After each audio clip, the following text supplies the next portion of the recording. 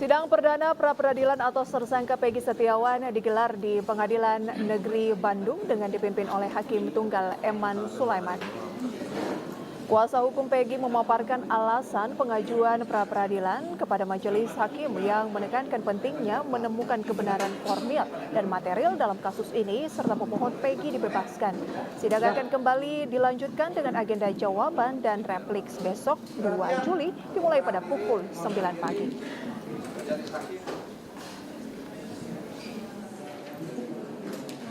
Apakah penetapan Peggy Setiawan ini sesuai? Kami menilai ini tidak sesuai karena Peggy Setiawan dan Peggy Peron adalah dua figur yang berbeda.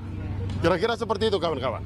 Tadi disebutkan juga kan, dijelaskan juga kan tadi karakter atau sosok yang berbeda itu seperti apa tadi? Ya, kita sudah menjelaskan. Mulai dari ciri-ciri fisik, ya kan, kemudian alamat, ya kan, usia juga semuanya berbeda. Iya, berbeda. Tidak bisa kita memaksakan. Makanya kami mengajukan pra-peradilan ini karena kami menilai bahwa terhadap klien kami ditangkap dulu, baru dicocok-cocokkan nih.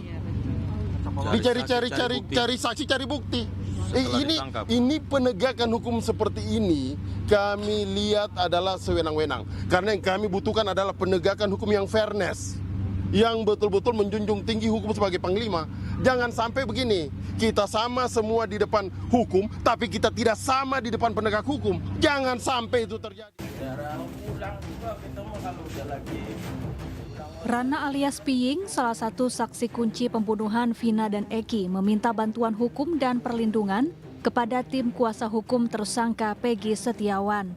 Rana mengaku mendapat intimidasi dari oknum polisi.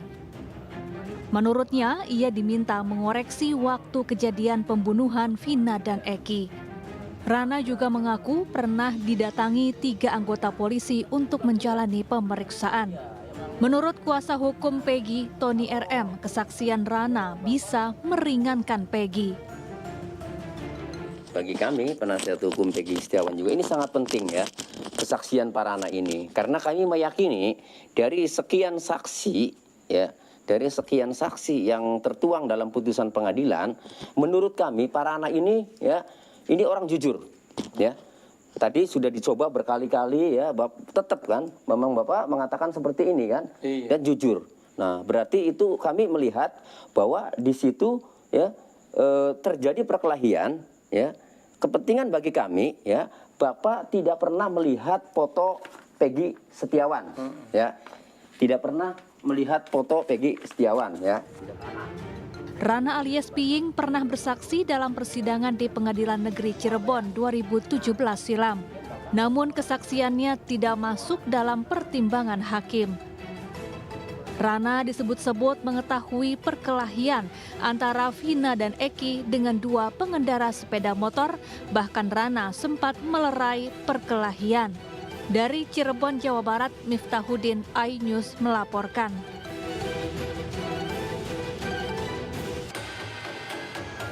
Rosa, warga Kecoberan Talun, Kabupaten Cirebon, seorang tukang tambal ban motor yang lokasinya di bawah jembatan Talun, mengaku didatangi pria tidak dikenal pasca peristiwa pembunuhan Vina dan Eki di Cirebon 2016 silam. Sosok misterius itu menyampaikan pada Rosa ada 2 orang tergeletak di jembatan Talun dan diduga kecelakaan. Usai memberitahu hal itu, pria tersebut pun pergi menghilang. Namun sebelum menghilang, sosok misterius ini sempat berucap akan pergi ke Polsek Talun. Namun hingga saat ini keberadaan dan identitasnya belum diketahui. Rosa juga mengatakan pada malam itu kondisi hujan rintik dan tidak terdengar adanya keributan. Kita ngasih tahu, orang lewat ngasih tahu ke sini, saya lagi nongkrong bertiga. Ada yang lewat, yang berhenti di situ. Mas, itu ada yang kecelakaan di atas. Nah, terus teman saya 2 orang nih langsung ke sana, langsung ke atas. Nah, sayangnya kan lagi bengkel sih belum tutup. Saya penasaran, saya cek ke atas jalan kaki. Begitu dia mau lihat tuh udah ada rame lah orang lah di situ, 5 orang aja ada. Saya balik lagi, mobil polisi datang. Apa yang Mas lihat di situ? Saya nggak sempat deketin. Enggak, maksudnya ada korban tergeletak atau seperti apa? Yang saya lihat dari jauh sih geletak. Geletak. Iya. Berapa orang itu? 2 orang. Ya isu-isunya sih kecelakaan. Iya. Nah pas saya balik lagi ke sini, terus agak lama teman saya datang. Saya tanya kenapa kecelakaan. Udah. Kondisi korban gimana pada saat itu? Ya saya nggak lihat sih korbannya tuh. Hingga saat ini, berbagai kesaksian demi kesaksian akan tewasnya Vina dan Eki terus bermunculan. Publik pun berharap kasus ini segera mendapat titik terang dan segera selesai. Dari Cirebon, Jawa Barat, Miftahudin, iNews melaporkan. Pak, kekerasan ini Pak. Kekerasan apa? Kau yang kurang ajar. Saya nggak mau dihargai. Apa ini itu? Pak, rusak. Pak tidak boleh gitu masih. Inilah rekaman video dashcam sopir taksi online ketika terlibat cekcok dengan petugas pengamanan BKO TNI Angkatan Udara bersama security bandara di area parkiran Bandara Sultan Hasanuddin Makassar, Sulawesi Selatan. Tidak. Kasus ini berawal saat sopir taksi online hendak mengambil penumpang di dalam area bandara. Sementara menurut aturan taksi online dilarang beroperasi. Situasi pun memanas hingga terjadi adu argumen yang berujung pada penganiayaan. Pak! Tolong! Sang sopir pun berteriak meminta tolong. Hingga akhirnya mereka dilerai petugas keamanan dan pihak TNI Angkatan Udara lainnya. Pasca kejadian ini pihak Lanut Sultan Hasanuddin TNI AU Kopsau II mempertemukan 3 prajurit dan sopir taksi online. Prajurit TNI yakni Peltu Udin Patoba, Serma Mustakin, dan Pratu Zakwan yang merupakan petugas BKO dari Angkatan Udara sepakat berdamai dengan Agus Lee, sang sopir taksi online. Permasalahannya tersebut telah diselesaikan secara kekeluargaan tanpa paksaan dari pihak manapun. Selanjutnya pada kesempatan ini saya mohon maaf atas kesalahpahaman dan viralnya video kejadian tersebut. Pada kesempatan ini, saya mohon maaf atas kesalahpahaman dan viralnya video kejadian tersebut. Masalah ini telah diselesaikan secara kekeluargaan dan kami sepakat berdamai. Kasus ini pun dinyatakan telah selesai dengan adanya kesepakatan berdamai dari seluruh pihak terkait. Dari Makassar, Sulawesi Selatan, Wahyu Ruslan, iNews melaporkan.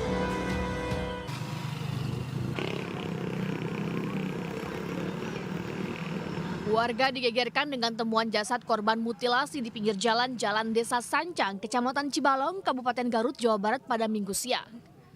Jasad pria tersebut ditemukan oleh sejumlah warga dalam kondisi terpotong dalam beberapa bagian di dalam karung. Temuan jasad pria ini pun viral di media sosial. Polisi yang menerima laporan langsung menuju ke lokasi kejadian. Jam berapa? Ketahuannya Setelah duhur barusan? Nah, pagi tadi kelihatan dari sana diboyong sama pelaku. Pelakunya tahu orang mana, Pak? Nggak tahu. Ya. Belum diketahui pasti identitas korban mutilasi, sementara polisi masih melakukan penyelidikan dan mengejar pelaku pembunuhan. Dari Garut, Jawa Barat, I Solihin, iNews melaporkan.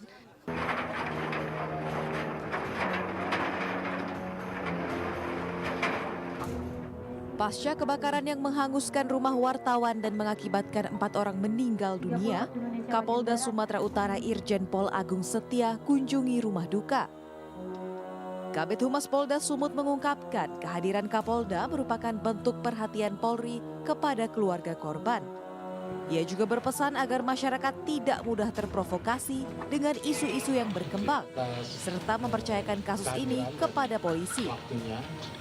Kapolda hadir untuk mengucapkan secara langsung bela sungkawa kepada keluarga korban yang ditinggalkan dari peristiwa kebakaran yang sama-sama kita ketahui bersama. Kemudian yang kedua, tentu polisi saat ini terus bekerja melakukan rangkaian penyelidikan. Sementara itu Eka, satu-satunya anak korban yang selamat, berterima kasih atas kedatangan Kapolda. Kendati demikian, ia merasa masih banyak hal yang perlu disampaikan, termasuk terkait ancaman yang ia rasakan tentang penyelidikan kasus sang ayah. Saya merasa terancam pada saat saya semalam dipanggil untuk wawancara, dimintai keterangan ke kantor polisi. Saya merasa terancam. Saya merasa kata-kata itu harus saya iakan, bukan dari kemauan saya.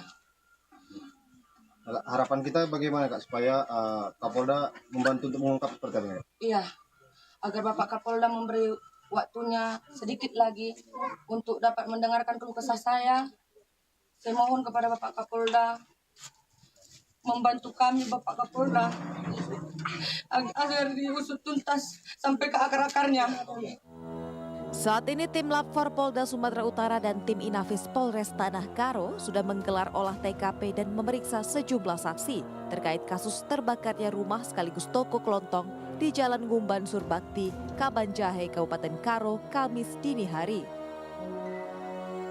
Isu rumah korban sengaja dibakar orang tak dikenal pun mencuat lantaran sebelum kejadian korban gencar memberitakan soal judi dan peredaran narkoba yang ada di Kabupaten Karo. Tim Liputan iNews melaporkan. Temani weekendmu bersama program kuliner spesial. Kalaparan, eksplor gokil wisata kuliner. Tempat makan yang jarang terekspos.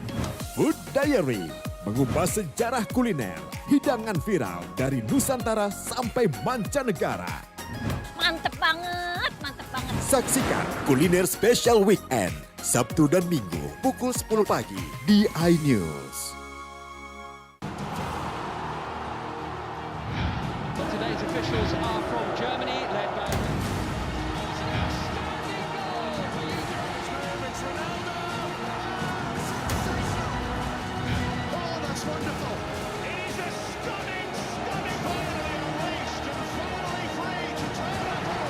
UEFA Euro 2024, 15 Juni hingga 15 Juli di iNews Premium Sports.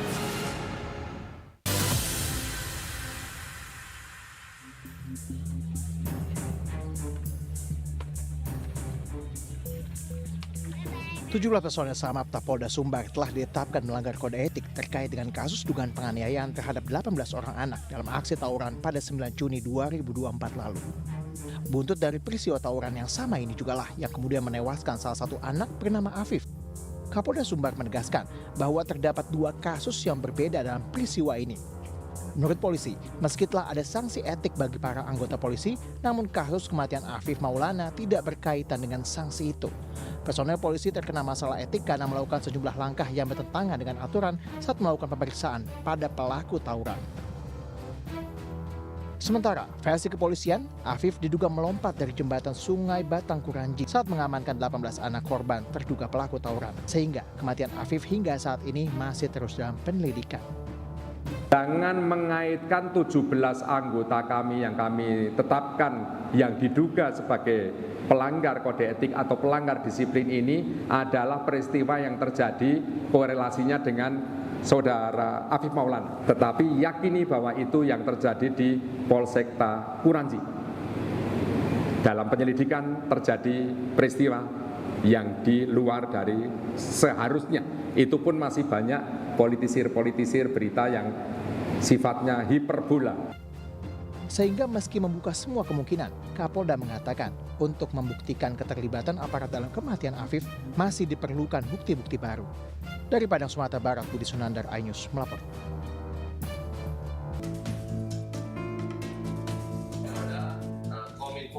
Polres Ciamis dan Direktorat Reserse Kriminal Khusus Polda Jawa Barat berhasil menangkap seorang pria berinisial TCA di Ciamis, Jawa Barat. TCA diduga kuat merupakan bandar judi slot yang dioperasikan dari Kamboja dan bertindak sebagai agen penerima setoran keikutsertaan pelaku judi online. Untuk menyamarkan identitasnya, TCA membujuk warga dengan iming-iming kompensasi sebesar 2,5 juta rupiah agar membuka rekening berikut mobile banking serta ATM-nya. Usai berhasil membuat rekening, Kemudian TCA menjadikan rekening baru tersebut sebagai rekening tujuan setoran korban judi online. Tersangka menjadi bandar judi selama 3 tahun. Dari total 210 rekening, tersangka mengumpulkan 365 miliar rupiah yang dipindahkan ke rekening miliknya dan istrinya yang bekerja sebagai operator judi di Kamboja. Aksi TCA terungkap setelah petugas gabungan Polres Ciamis melakukan patroli siber dan mendapatkan postingan tentang rekening deposit yang beralamat di wilayah Ciamis. Tersangka ditangkap saat hendak pergi ke Kamboja. Akan diamankan, yang bersangkutan sudah bersiap untuk terbang ke Kamboja karena istri yang bersangkutan dan juga adik ipar dari tersangka ini merupakan admin dari judi online ini, dan keduanya saat ini berada di Kamboja dan sudah kami tetapkan sebagai DPO. Modusnya pada saat membuat rekening di berbagai macam bank, setelah dibuatkan rekening termasuk didaftarkan m-bankingnya, nomor rekening, kartu ATM dan HP untuk m-banking langsung diambil oleh tersangka, dan pada saat tersangka kami amankan, nomor rekening, ATM dan juga m-banking sudah siap untuk dibawa terbang ke Kamboja. Untuk lanjutan penyidikan, Polda Jawa Barat telah mengajukan pembukaan rekening tersangka dan 210 rekening lainnya, serta meminta pemblokiran 9 situs judi slot yang digunakan tersangka.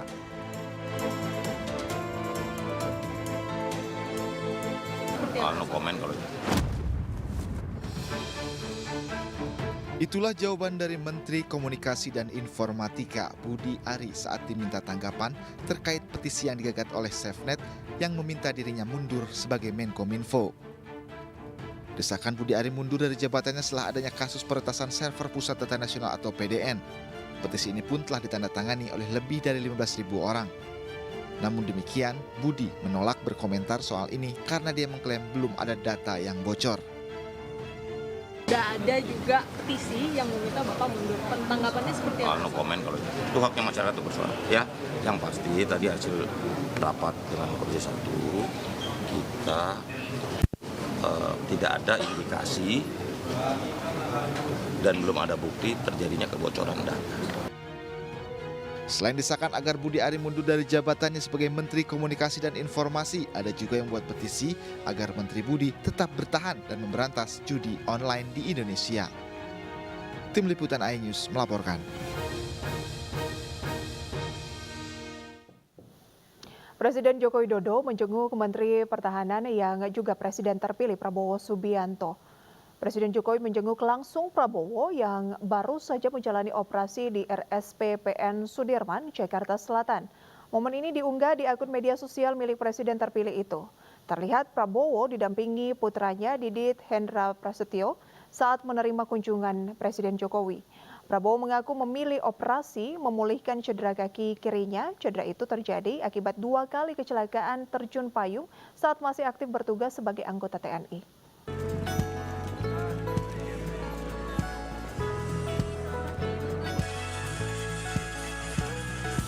Puncak peringatan Hari Keluarga Nasional atau Harganas diperingati di lapangan Simpang 5, Kota Semarang, Jawa Tengah. Acara dihadiri oleh Menteri Koordinator Bidang Pembangunan Manusia dan Kebudayaan Muhadjir Effendi serta Kepala BKKBN Dr. Hasto Wardoyo. BKKBN menekankan pentingnya keluarga sebagai unit terkecil di masyarakat yang menjadi tempat bernaung dan melindungi. Salah satu program BKKBN yang meningkatkan kualitas keluarga adalah gerakan kembali ke meja makan. Dengan 3 makna yakni kebersamaan, tetap terjaganya nilai-nilai luhur bangsa, serta makna gizi yang bisa dikomunikasikan di meja makan.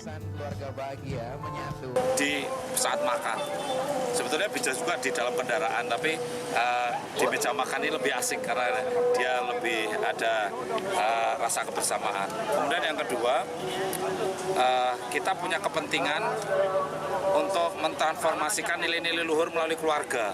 Bangsa kita itu kan punya karakter, punya nilai-nilai yang biasanya orang tuanya itu menurunkan pada anaknya. Nah itu tuh tidak pernah diwariskan dengan baik hari ini. Ya. Marilah kita manfaatkan ketika kita bisa kembali ke meja makan. Gerakan kembali ke meja makan juga berkaitan dengan pencegahan stunting, yakni dengan strategi intervensi faktor sensitif dan intervensi faktor spesifik. bulan Juni ini kan kita mengadakan pengukuran dan penimbangan serta intervensi stunting serempak seluruh Indonesia. Dan sekarang ini sudah sampai hari ini sudah 92,29% yang balita yang sudah ditimbang dan diukur dan sudah diketahui statusnya, termasuk yang stunting ya.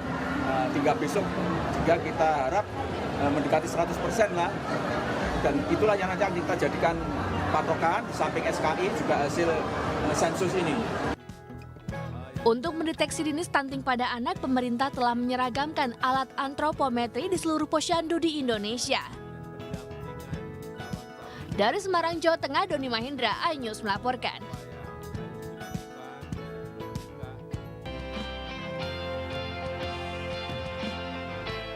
Puncak peringatan Hari Keluarga Nasional atau Harganas ke-31 dilaksanakan di lapangan Simpang 5 Kota Semarang, Jawa Tengah, dihadiri oleh Menteri Koordinator Bidang Pembangunan Manusia dan Kebudayaan Muhadjir Effendi, serta Kepala BKKBN Hasto Wardoyo.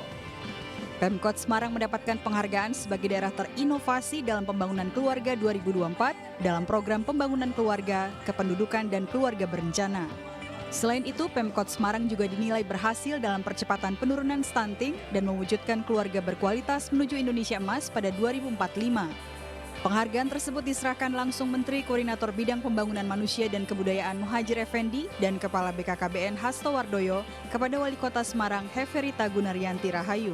Ya alhamdulillah dengan semua bergerak, biasanya ini kan dinas-dinas kita jalan sendiri. Ini kan adalah berkolaborasi termasuk dengan stakeholder sehingga indikator-indikator yang diperlukan ini bisa tercapai. Kalaupun kurang harus direview, kalaupun kurang harus dievaluasi. Kalau memang sudah bagus ya ditingkatkan bahkan dipertahankan minimal dan yang lainnya harus dievaluasi. Puncak Harganas atau Hari Keluarga Nasional tahun 2024 yang digelar di Kota Semarang diikuti oleh ribuan partisipan dari sejumlah kota di Indonesia. Dari Semarang, Jawa Tengah, Doni Marendra, iNews melaporkan.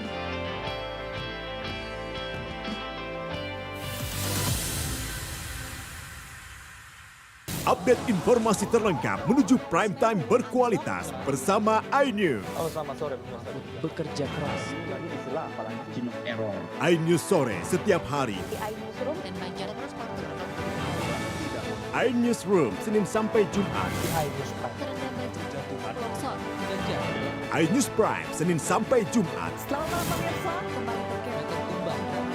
iNews malam setiap hari hanya di iNews. Today's officials are from Germany, led by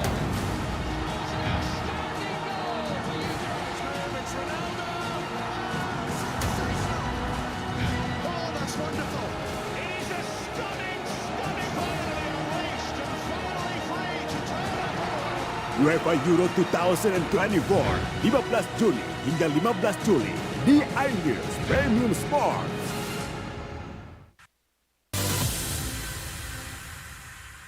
Pakaian sekolah gantian, kita berangkat ke sekolah gantian. Pakaian sekolah nanti kamu tunggu di sekolah ya? Ayo. Okay. Nah, Cemong, ayo.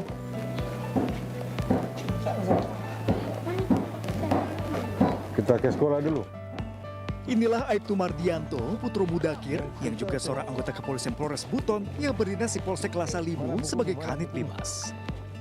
Di sela-sela tugasnya, ia juga menjadi tenaga pengajar sukarela untuk anak-anak sekolah dasar di pelosok di Kampung Nelayan Bajau, Desa Benteng, di Sekolah Dasar Negeri 121 Atap. Ayo ke sekolah. Ayo. Dirinya mendapatkan jadwal 3-4 kali pertemuan dalam seminggu.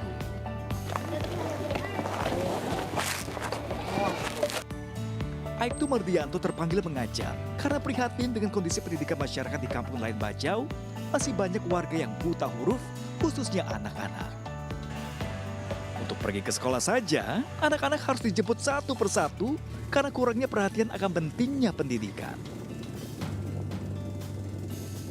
Di video TikTok, Bapak harus dulu menjemput mereka baru mereka ke sekolah. Memang itu terjadi setiap hari? Hampir setiap hari pada awal-awal bulan saya ke sini. Hari ini alhamdulillah semua sudah berjalan seperti biasa. Bisa diceritakan itu, awalnya gimana kok sampai Bapak harus manggil ayo ke sekolah? Iya, karena dari teman-teman guru, awalnya dari informasi dari teman-teman guru bahwa anak-anak kita ini tidak terlalu punya semangat untuk belajar, untuk hadir ke sekolah. Maka saya mempersiapkan segala sesuatunya, bagaimana trik-trik pendekatan terhadap anak-anak ini. Assalamualaikum warahmatullahi wabarakatuh. Bahkan untuk meningkatkan antusias siswa ke sekolah, Aibtu Mardianto kerap memberikan hadiah seperti makan, alat tulis, hingga ajak jalan-jalan ke kota di akhir pekan. Kehadiran Aibtu Mardianto membuat sekolah dasar 120 negeri 1 Atap Buton sangat terbantu. Ini tidak boleh kita kerja sendiri, apalagi di daerah terpencil seperti ini. Di sini butuh kolaborasi yang bisa artinya sinergikan ini hal ini pendidikan, karena kami guru keadaan terbatas, apalagi ini daerah terpencil, Pak.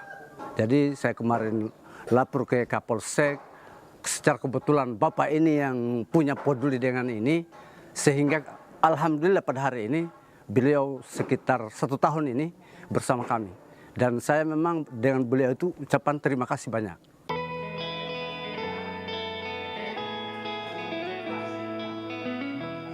Tidak hanya Aibtu Mardianto, di Kecamatan Carita, Pandeglang, Banten, ada sosok Babi Kamtipnas Polsek Carita yang selain siap jaga keamanan, ia juga siap membantu kegiatan masyarakat. Kali ini, Bribka Eka membantu mengajar di SD Negeri Cinoyong 1 karena guru berhalangan hadir. Melihat kegiatan belajar mengajar kosong, Bribka Eka dengan sigap menghadap pihak sekolah untuk mengajar siswa. Tadi mungkin ada kegiatan mengisi jam pelajaran yang kosong karena gurunya berhalangan hadir. Jadi biasanya saya seperti biasa, kalau memang ada jam pelajaran yang kosong daripada disia-siakan, saya yang masuk entah di bidang olahraga ataupun baris berbaris. Bukannya takut, para siswa malah senang diajar seorang guru berseragam polisi. Bahkan saat mengajar, Bribka Eka kerap lontarkan sejumlah candaan. Selain mata pelajaran umum, para siswa juga diajarkan tegas, disiplin, tidak boleh membuli sesama teman. Ini lagi diajarin sama Bapak polisi ya? Takut nggak? Enggak. Enggak ya? Kenal, ini siapa namanya? Pak Eka. Pak Eka. Ini lagi diajarin apa nih sekarang nih sama Pak Eka nih? Agama, olahraga. Sering Pak Eka datang ke sekolah ini ya? Sering.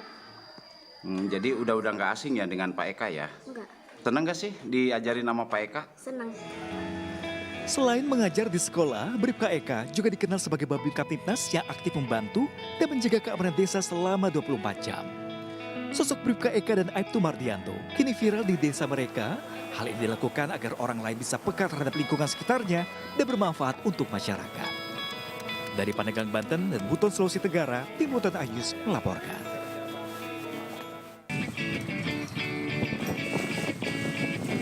Tim Polres Alor, Nusa Tenggara Timur memodifikasi puluhan knalpot brong menjadi rumah ikan. Knalpot brong yang digunakan merupakan hasil razia selama 1 tahun terakhir. Sebelum ditenggelamkan ke dalam laut, knalpot dirangkai dan dilas menjadi seperti bubu atau alat tangkap ikan tradisional warga Alor. Titik penempatan rangkaian knalpot berada di tempat wisata bawah laut Pantai Alor Besar yang masuk dalam kawasan konservasi. Selain menjadi media rumah ikan, diharapkan membantu pertumbuhan terumbu karang. Knalpot racing ini untuk kita jadikan rumah ikan dan barusan saja kita turunkan ke bawah laut agar menjadi rumah ikan sehingga ikan-ikan bisa berkembang lebih banyak lagi, dijadikan knalpot racing itu sebagai rumah mereka dan juga membudidayakan terumbu karang agar bawah laut semakin baik dan semakin banyak terumbu karangnya. Sebelumnya, tim Polres Alor juga telah menenggelamkan 10 unit motor bekas dengan tujuan sama, yaitu menjadi rumah ikan buatan. Kegiatan ini bertujuan untuk menjaga ekosistem laut dan juga menambah daya tarik wisata bawah laut Alor. Dari Alor, Nusa Tenggara Timur, Dani Manu, iNews melaporkan.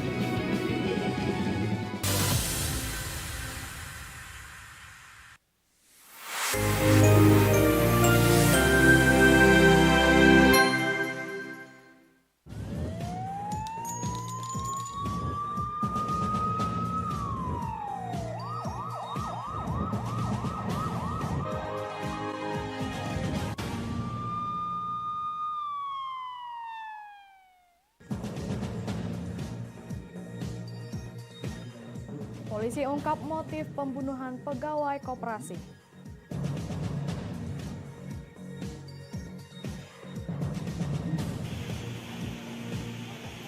Ibu dilaporkan ke 4 putri kandungnya.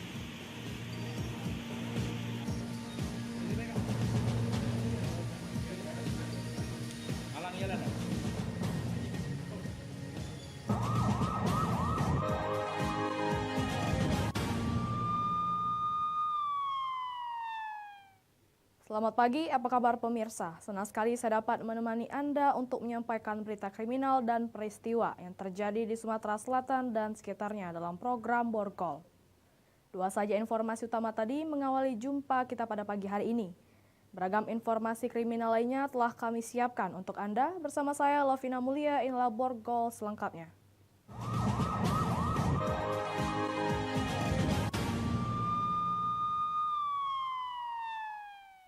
Kita awali berita pertama pemirsa.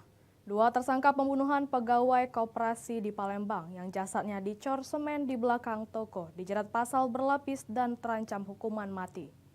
Motif pembunuhan lantaran pelaku kesal dengan korban karena hutangnya.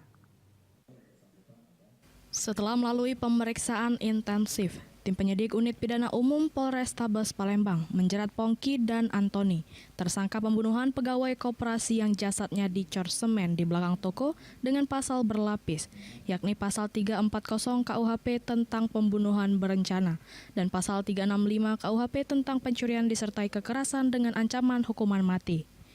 Sementara menurut keterangan Kapolrestabes Palembang, motif pembunuhan lantaran tersangka kesal kepada korban karena utang yang semula 5 juta rupiah membengkak jadi 25 juta rupiah. Tidak hanya itu, korban juga kerap mengancam tersangka saat penagihan utang sehingga membuat tersangka sakit hati dan merencanakan pembunuhan. Polisi juga turut menyita barang bukti kunci pas berukuran besar yang digunakan pelaku untuk memukul kepala korban hingga tewas, sisa semen dan motor milik korban.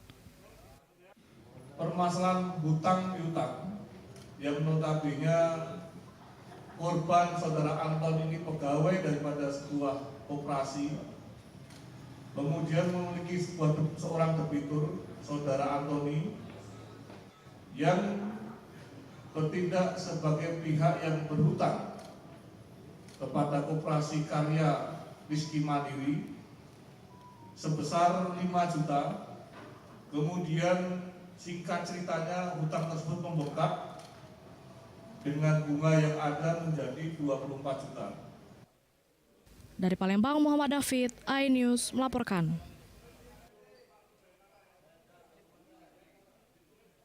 Merasa dirugikan, puluhan wali murid dan alumni SD dan TK Xaverius Baturaja menanyakan rencana penutupan sekolah oleh pihak Yayasan Xaverius. Mereka mendatangi kantor DPRD Oku guna meminta bantuan dari wakil rakyat.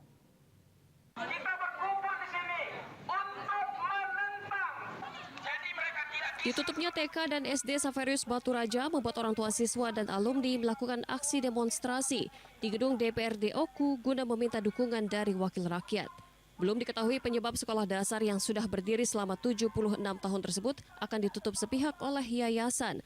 Namun banyak dugaan yang mengaitkan tutupnya TK dan sekolah dasar tersebut akibat permasalahan sewa lahan milik PT Kereta Api Indonesia serta isu yayasan sedang mengalami defisit. Para wali baru mengetahui sekolah ditutup saat rapat pada saat siswa libur sekolah. Saat itu para orang tua siswa disuruh mengisi formulir pemindahan anak mereka dari Xaverius ke SD Fransiskus. Para wali menuntut pihak yayasan jika benar terjadi perpindahan secara sepihak tersebut. Apabila anak-anak kami dipindahkan secara sepihak, kami akan menuntut ganti rugi dan juga menuntut ganti imaterial yang sudah dilakukan terhadap anak-anak kami. Karena bukan hanya secara material, tapi ada psikologis dan psikis anak kami ketika dipindahkan. Para wali siswa berharap sekolah yang sudah lama berdiri tersebut tidak ditutup. Apalagi Dinas Pendidikan juga tidak pernah menerima surat penutupan sekolah. Dari Ogan Komering Ulu, Widori Agustino, iNews, laporkan. Satuan Unit Reskrim Polsek Seberang Ulu 1 Palembang meringkus 2 pelaku penusukan yang menyebabkan korbannya meninggal dunia dan luka-luka. Motif penusukan lantaran kesal ditegur oleh para korban. Hendy, pelaku penusukan yang menyebabkan seorang pria tewas dan 4 lainnya luka-luka pada hari Rabu kemarin, tak berkutik usai ditangkap unit Reskrim Polsek Seberang Ulus 1 Palembang. Keberadaan pelaku terendus petugas berdasarkan keterangan saksi dan ditangkap beberapa jam usai melakukan penusukan. Dari tangan pelaku, polisi menyita barang bukti 2 bilah senjata tajam. Menurut keterangan polisi, pelaku Hendy merupakan pelaku utama penusukan yang menyebabkan korbannya meninggal dunia. Motif penusukan hanya karena pelaku tidak senang ditegur oleh korban. Sementara usai menangkap pelaku Hendy, polisi kemudian melakukan pengembangan dan penangkapan pelaku Rifki yang juga menusuk para korban hingga mengalami luka berat. Baik, untuk saat ini berdasarkan keterangan saksi, alat bukti, barang bukti yang sudah kita kumpulkan di lapangan, untuk sementara 2 orang yang sudah memenuhi unsur untuk kita tetapkan sebagai tersangka pada peristiwa 351 yang mengakibatkan meninggal dunia maupun yang mengakibatkan luka berat. Akibat ulahnya, kedua pelaku dijerat masing-masing dengan pasal 351 KUHP dan pasal 170 KUHP dengan ancaman kurungan di atas 5 tahun penjara. Dari Palembang, Muhammad David, iNews melaporkan. Ibu dilaporkan ke-4 putri kandungnya. Informasinya sesaat lagi.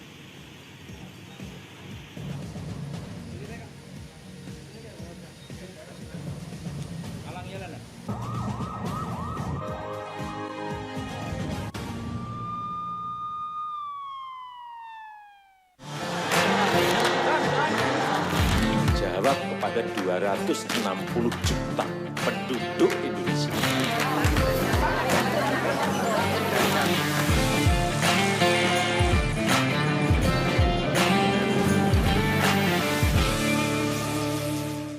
Update informasi terlengkap menuju prime time berkualitas bersama iNews. Halo, selamat sore. Bekerja keras. iNews sore setiap hari. iNewsroom Senin sampai Jumat. iNews Prime Senin sampai Jumat. iNews malam setiap hari hanya di iNews. Temani weekendmu bersama program kuliner spesial. Kalaparan, eksplor gokil wisata kuliner. Tempat makan yang jarang terekspos. Food Diary, mengupas sejarah kuliner, hidangan viral dari Nusantara sampai mancanegara. Mantep banget, mantep banget. Saksikan kuliner spesial weekend, Sabtu dan Minggu pukul 10 pagi di iNews. Today's officials are from Germany, led by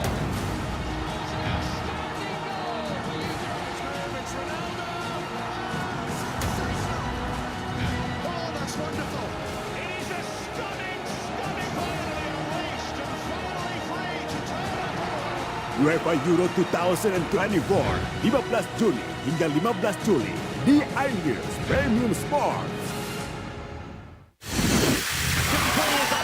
Formula E World Championship kembali digelar. for the first time we go green. Balapan lengkap sepanjang tahun. Beradu kecepatan menjadi sang juara.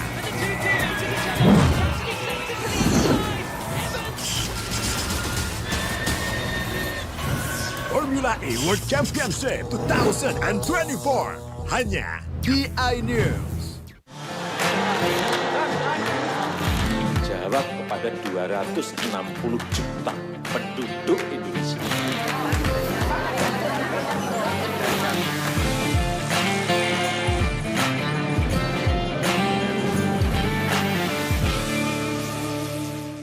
Update informasi terlengkap menuju prime time berkualitas bersama iNews. Halo, selamat sore. Bekerja keras. iNews sore setiap hari.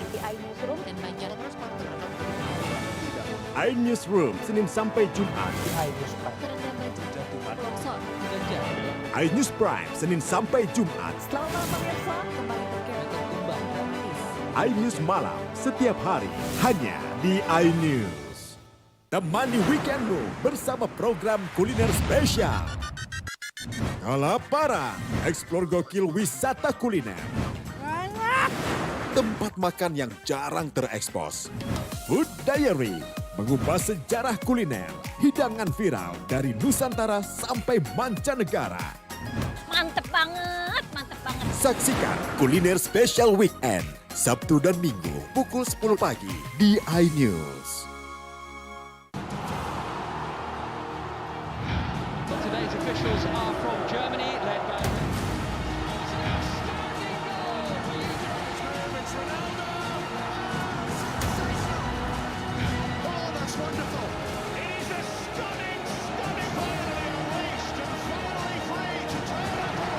UEFA Euro 2024, 15 Juni hingga 15 Juli di iNews Premium Sport.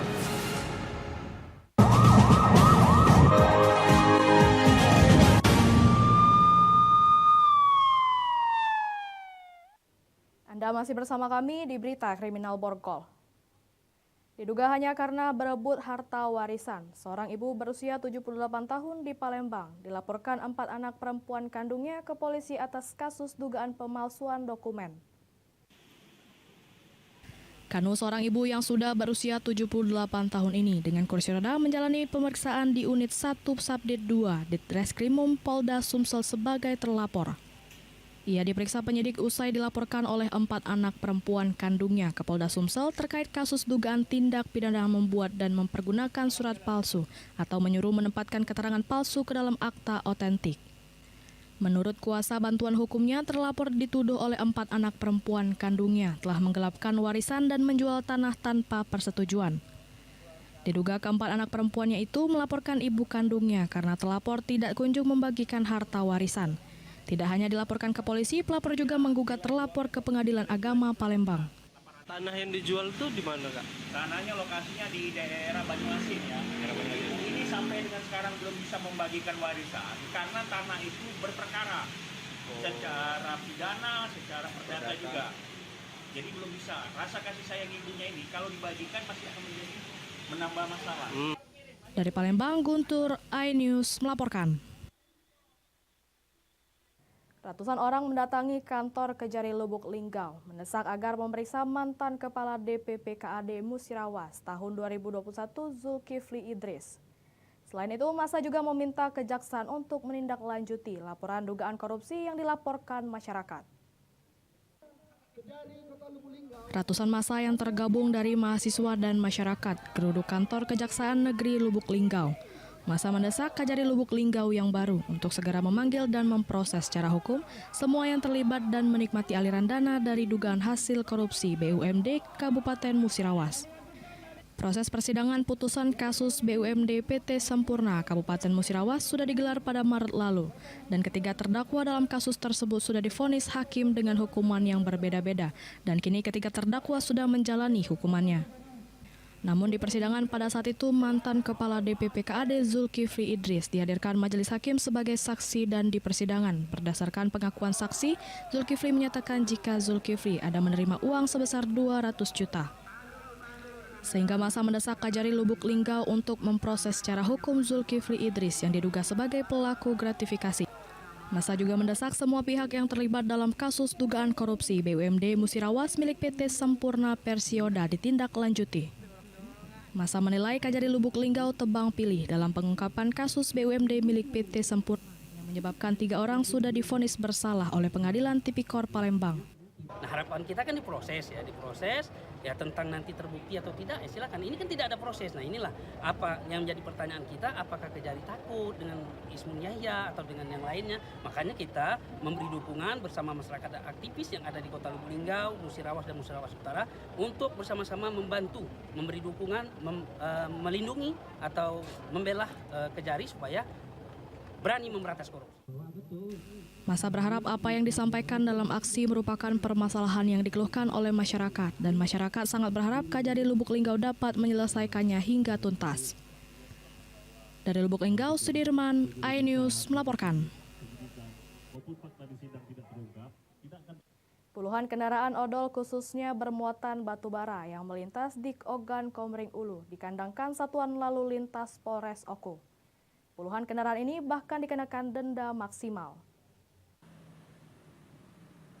Satlantas Polres Oku mengkandangkan puluhan kendaraan overdimensi overloading atau odol khusus muatan batubara.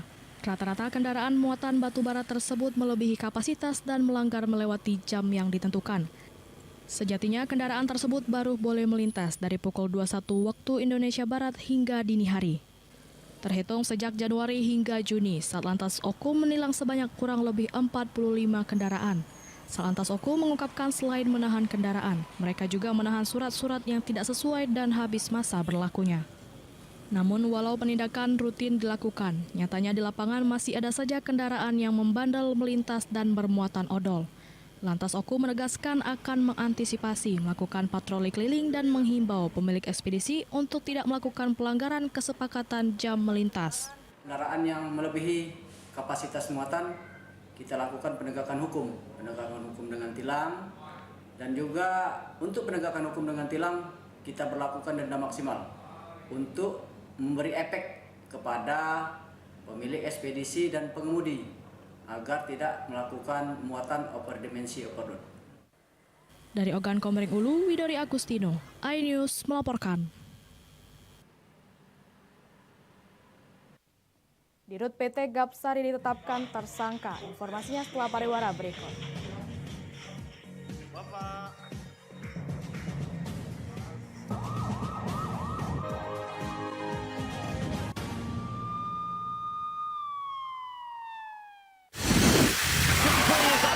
Formula E World Championship kembali digelar.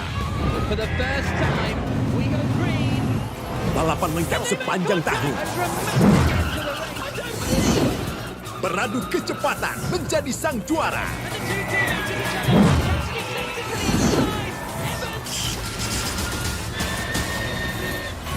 Formula E World Championship 2024 hanya di iNews. Jawab kepada 260 juta penduduk Indonesia.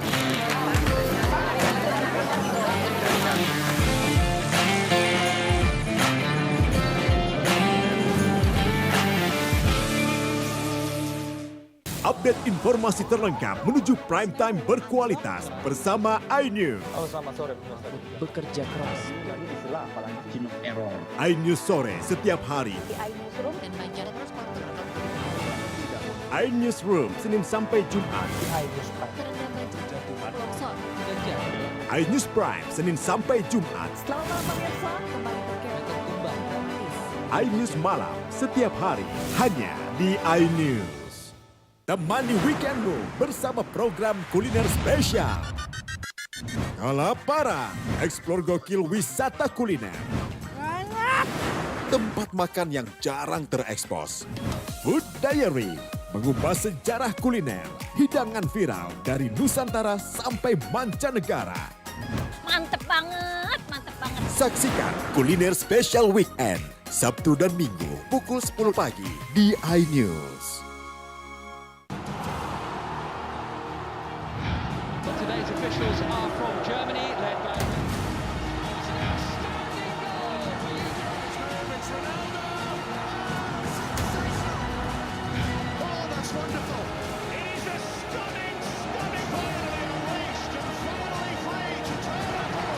UEFA Euro 2024, 15 Juni hingga 15 Juli di iNews Premium Sports.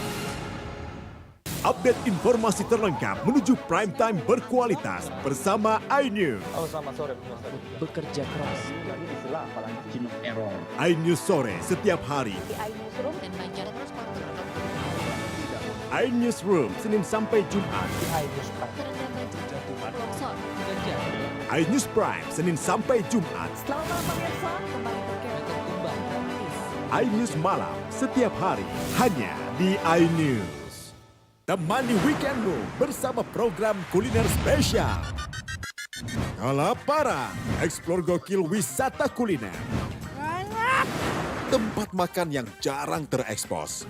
Food Diary, mengupas sejarah kuliner, hidangan viral dari Nusantara sampai mancanegara. Mantep banget, mantep banget. Saksikan kuliner spesial weekend, Sabtu dan Minggu pukul 10 pagi di iNews.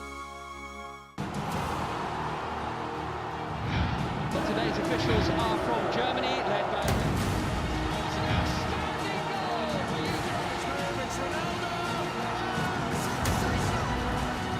Oh, that's wonderful.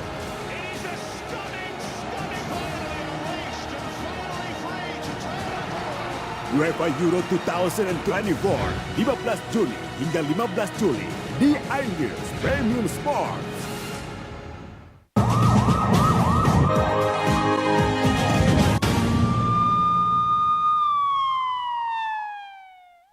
Pemirsa, Anda masih bersama kami di Berita Kriminal Borgol.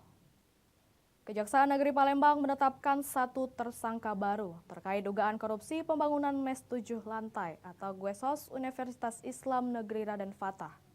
Tersangka yakni Direktur Utama PT Gapsari Mitra Kreasi. Direktur Utama PT Gapsari Mitra Kreasi berinisial SC ditetapkan tersangka baru oleh tim penyidik bidang tindak pidana khusus Kejari Palembang terkait kasus dugaan korupsi pembangunan MES 7 lantai atau GUESOS Universitas Islam Negeri Raden Fatah. Tersangka diduga menerima aliran dana dari hasil dugaan korupsi tersebut. Modus yang dilakukan tersangka yakni dengan cara markup proyek pembangunan. Usai ditetapkan tersangka, SC langsung dilakukan penahanan di Lapas Pak Jo Palembang selama 20 hari ke depan untuk mempercepat proses penyidikan. Dengan ditetapkannya SC sebagai tersangka, tim penyidik sudah menetapkan 2 tersangka terkait kasus dugaan korupsi tersebut. Karena sebelumnya tim penyidik Pitsus Palembang telah menetapkan Doni Pratyana selaku Direktur Cahaya Sriwijaya Abadi sebagai tersangka. Pada hari ini, Jumat tanggal 28 Juni 2024, tim penyidik Kejaksaan Negeri Palembang telah menetapkan 1 orang tersangka, kemudian melakukan tindakan hukum yaitu melakukan penahanan terhadap tersangka. Dari Palembang, Guntur, iNews melaporkan. Modus merusak pintu belakang toko. Seorang pelaku pencurian jarah barang dagangan minimarket dan mengambil uang di mesin ATM. Aksi pelaku sempat terekam CCTV. Salah satu minimarket di Jalan Tanjung Barangan, Kelurahan Bukit Baru, Kecamatan Ilir Barat 1 Palembang dimasuki pencuri pada Selasa dini hari lalu. Dalam rekaman CCTV minimarket, pencuri mengambil rokok dan sejumlah barang dagangan lainnya. Tidak hanya itu, pelaku juga menguras uangnya yang ada di ATM. Berdasarkan rekaman CCTV itu, pegawai minimarket melaporkan pelaku pencurian ke SPKT Polres Tabes Palembang. Menurut keterangan pegawai minimarket, pencuri masuk ke dalam toko saat toko tutup dengan modus merusak pintu belakang. Akibat aksi pencurian itu, toko mengalami kerugian hingga 7 juta rupiah, sedangkan pihak bank ditaksir mengalami kerugian jutaan rupiah. Pintu, jempol pintu. Terus ngambil apa dia di toko? Kalau di kami di toko. Iya, ngambil apa tuh? Berapa bungkus? Banyak? Banyak Pak, semua ATM dibobol. Oh, ATM dibobol juga? Oh, kerugian toko jadi berapa tuh? Kerugian sekitar 7 jutaan Pak. 7 juta lebih ya? Sementara itu, untuk pelaku kini masih dalam pengejaran petugas Kepolisian Polres Tabes Palembang. Dari Palembang, Muhammad David, iNews melaporkan. Demikian saja berita kriminal dalam program Borgol hari ini. Semoga informasi tadi dapat memberikan manfaat bagi kita semua. Saya Lovina Mulia, sampai jumpa.